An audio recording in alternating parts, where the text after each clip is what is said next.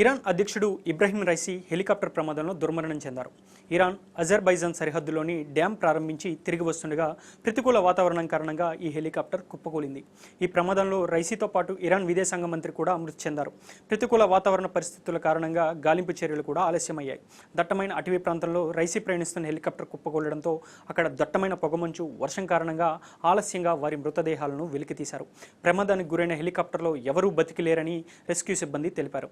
Raisi మరణం ఇప్పుడు ఆ దేశ రాజకీయ చిత్రపటాన్ని పూర్తిగా మార్చేసింది. ఇప్పుడు ఆ దేశ అధ్యక్ష పదవిని ఎవరు చేపడతారనేది చర్చనీయాంశంగా మారింది.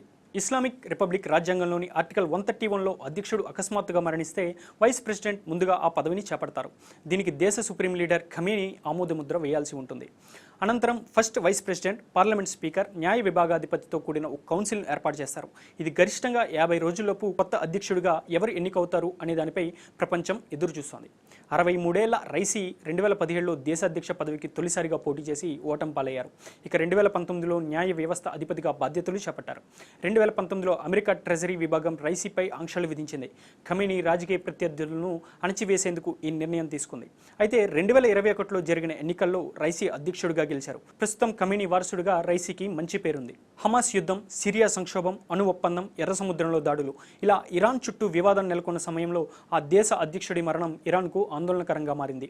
ఆ దేశ వ్యూహాలను నడిపించాల్సిన అధ్యక్షుడు, విదేశాంగ మంత్రి ఇద్దరూ ఒకే ప్రమాదంలో మృతి చెందడం ఇరాన్కు ఎదురు దెబ్బగా మారింది.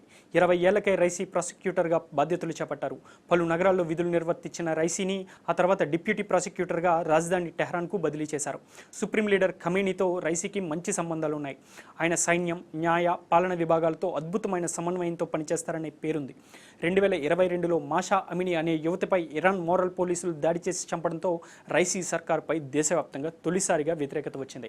ఇజ్రాయెల్ హమాస్, హౌతీల దుందుడుకు చర్యలు వంటి వివాదాల్లో ఇరాన్ వైఖరిని ఆయనే నిర్దేశించారు. దీనితోడు సిరియాలో ఇరాన్ దౌత్య కార్యాలయంపై దాడికి తీవ్రంగా స్పందించారు. నేరుగా ఇజ్రాయెల్పైకి వందల కొద్దీ డ్రోన్లను పంపారు. ఇలాంటి నేపథ్యంలో రైసీ మృతి చెందడం ఇరాన్ ప్రజలు జీర్ణించుకోలేకపోతున్నారు.